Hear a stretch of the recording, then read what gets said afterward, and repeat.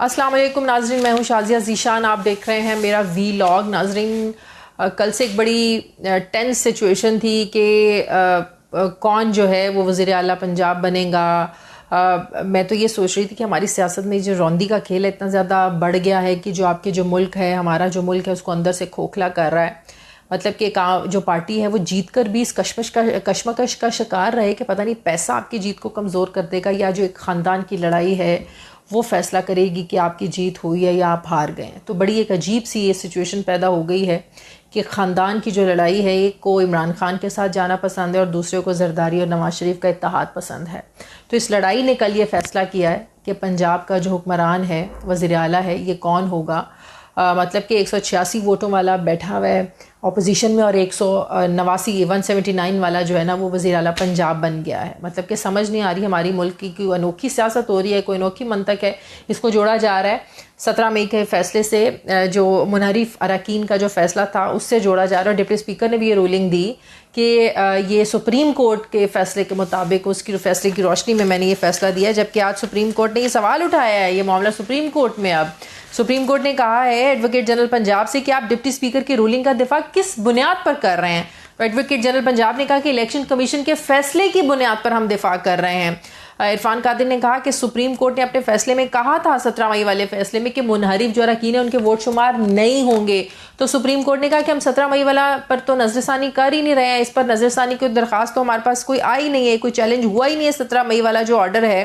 تو بات یہ ہے کہ معاملہ سپریم کورٹ میں ہے، پیر تک یہ فیصلہ ہوگا کہ کون جو ہے وزیر اعلیٰ پنجاب بنے گا۔ لیکن اب وزیر اعلیٰ حمزہ شہباز کو کے جو اختیارات ہیں وہ محدود کر دیے گئے ہیں کہ وہ کام تو کرتے رہیں گے لیکن کوئی تقرریاں نہیں کریں گے، کوئی ایسا کام نہیں کریں گے، کوئی سیاسی فوائد حاصل کرنے کی کوشش نہیں کریں گے۔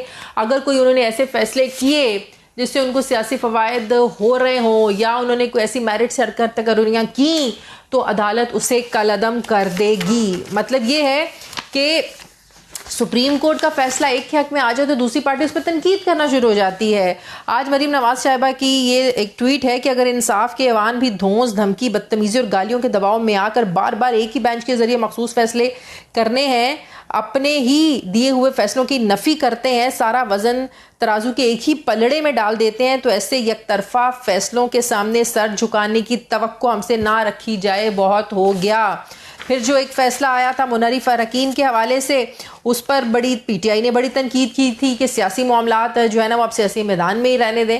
تو مطلب یہ ہے کہ نیب ایک دور میں ایک پارٹی کے لیے اچھا ہوتا ہے، اگلے دور میں جب وہ اپوزیشن میں آتی ہے اس کے لیے برا ہو جاتا ہے۔ ہمارے ہاں یہ بہت ایک رواج بن چکا ہے کہ سپریم کورٹ کا فیصلہ جس کے حق میں آ جائے، سپریم کورٹ اس کے لیے جو ہے نا اس سے بہتر کوئی چیز ہی نہیں ہے، اس سے بہتر کوئی ادارہ ہی نہیں ہے، اور جس کے خلاف آ جائے تو وہ اپنا اس ادارے کو دشمن ہی سمجھنا شروع ہو جاتے ہیں، اتنی زیادہ تنقید کرتے ہیں۔ تو اب بات یہ ہے کہ اب یہ سپریم کورٹ نے ڈیسائیڈ کرنا ہے کہ اس کی آئینی تشریح ہے کیا۔ یہ آئینی طور پر ڈپٹی اسپیکر کی رولنگ ٹھیک ہے نہیں ہے۔ ایک ڈپٹی اسپیکر کی رولنگ دی تھی ڈپٹی اسپیکر قاسم سوری صاحب نے ایک رولنگ دی تھی جس کو سپریم کورٹ نے غیر آئینی قرار دیا۔ اب جو کل دوست مساری صاحب نے جو رولنگ دی ہے، اب یہ معاملہ بھی سپریم کورٹ میں ہے، اب دیکھنا ہے کہ سپریم کورٹ اس حوالے سے کیا فیصلہ کرتی ہے۔ لیکن ملک میں ایک کشمکش، ایک کنفیوژن سی ہے۔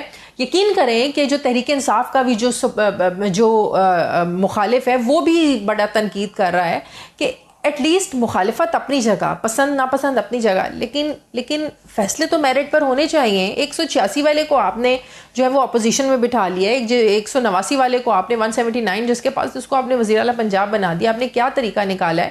مطلب کہ یہ فیصلہ ہوا کہ خاندان کی جو لڑائی ہے اب اس میں یہ کل سارا جو ہے نا وہی فیصلہ ہوا ہے کہ کس نے حکمرانی کرنی ہے۔ بہرحال سپریم کورٹ میں یہ سارا میٹر ہے، مسئلہ ہے جس پر زیادہ بات نہیں ہو سکتی۔ انتظار ہے کہ سپریم کورٹ اس پر کیا فیصلہ کرے گی۔ لیکن عمران خان صاحب یہ کہہ چکے ہیں، ان کی باتوں سے یہ لگ رہا ہے کہ اگر یہ فیصلہ ان کے حق میں نہیں آتا ہے تو سری لنکا جیسے حالات جو ہے نا انہوں نے انڈیا دے دی ہے۔ آپ دیکھیں لاہور میں بھی احتجاج ہو رہا ہے، فیصل آباد میں بھی احتجاج ہو رہا ہے، پشاور میں بھی احتجاج ہو رہا ہے، اسلام آباد میں بھی احتجاج ہو رہا ہے، احتجاج شروع ہو چکے ہیں۔ تو میں یہ سوچ رہی تھی کہ جو بار بار عمران خان یہ بات کر رہے ہیں سری لنکا کے حالات والی، تو کیا یہ صورتحال اس طرف لے جانے کی کوشش کی جا رہی ہے؟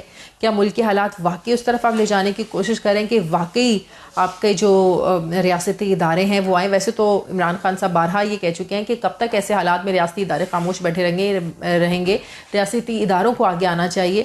تو ایک طرف آپ ریاستی، لیکن سیاسی جماعتوں کی مل کر فیصلہ کرنا پڑے گا، یہ ایک دفعہ ونس فار آل اس چیز کو سالو کرنا پڑے گا کہ آپ کو اپنی اسٹیبلشمنٹ کی سیاسی مداخلت چاہیے یا نہیں چاہیے۔ یہ نظریہ ضرورت والے حالات اب نہیں رہے نا، نظریہ یہ تو نہیں ہے کہ جب آپ کو ضرورت ہے آپ بلا لیں، جب آپ کو ضرورت نہیں ہے اور وہ ملک کے حالات کو دیکھتے ہوئے خود انٹرفیئر کریں تو آپ تنقید کرنا شروع کر دیں۔ اپنی مرضی سے آئیں تو اسٹیبلشمنٹ اچھی ہے، لیکن آپ کی مرضی کے خلاف وہ لوگ آئیں تو اسٹیبلشمنٹ بری ہے۔ تو یہ ایسا نہیں ہے آپ لوگ خود بلائیں، تو آپ عمران خان جیسے بلا رہے ہیں کہ اسٹیبلشمنٹ آئے، ریاستی ادارے آئیں اور اس معاملات کو حل کریں۔ اب دیکھنا یہ کہ عمران خان صاحب جو ہیں وہ باقی جماعتوں کے ساتھ بیٹھنے کے لیے تیار ہوتے ہیں کہ نہیں۔ ماضی میں تو ہم نے دیکھا ہے کہ نہ وہ زرداری صاحب کے ساتھ بیٹھنا چاہتے ہیں، نہ وہ شہباز شریف صاحب کے ساتھ، نواز شریف کے ساتھ، مریم نواز کے ساتھ بیٹھنا چاہتے ہیں۔ تو اب دیکھنا یہ ہے کہ ظاہر ہے اسٹیبلشمنٹ اگر اس سارے معاملے کو ٹیک اوور کرے گی، دیکھے گی، ان سب سے بات کرے گی، تو سب کو ایک ٹیبل پہ بٹھا کے بات کریں گے نا۔ تو اب دیکھنا یہ کہ کن شرائط پر عمران خان صاحب ان کے ساتھ بیٹھنے کے لیے تیار ہوتے ہیں۔ عمران خان صاحب یہ ایسے پہلے تو کہہ چکے ہیں کہ ہم سب کے ساتھ بیٹھنے کے لیے تیار ہیں، ہم سب کے ساتھ بات کرنے کے لیے تیار ہیں، لیکن آپ ہمیں عام انتخابات کی ڈیٹ دیں، جنرل انتخابات کا جو ہے نا آپ اعلان کریں۔ لیکن بات یہ کہ جب تک آپ بیٹھیں گے نہیں، مسئلے کا حل نہیں نکلے گا، تو پہلے آپ کو کوئی ڈیٹ کیسے دے سکتا ہے؟ یہ عمران خان صاحب کی منطق سمجھ میں نہیں آ رہی۔ جب تک آپ بیٹھیں گے نہیں تو سارے معاملات حل کیسے ہوں گے؟ بیٹھنے سے پہلے شرائط رکھنا یہ بڑی عجیب سی بات ہے۔ تو اب یہ حالات ایسے ہیں کہ واقعی اسٹیبلشمنٹ کو آ کر اس میں انٹرفیئر کرنا چاہیے، کیونکہ شاید یہ اتنی سخت نہیں ہے ان سیاسی جماعتوں میں، یہ صرف جوڑ توڑ کر لیں تو ان کے لیے کافی ہے، لیکن مل بیٹھ کر اور ملک کے لیے فیصلے کرنے یا ملک کو دیکھ کے فیصلے کرنے شاید یہ ان کے بس کی بات نہیں ہے۔ تو واقعی اگر عمران خان صاحب بلا رہے ہیں تو اسٹیبلشمنٹ کو اس میں آ کر انٹرفیئر ضرور کرنا چاہیے۔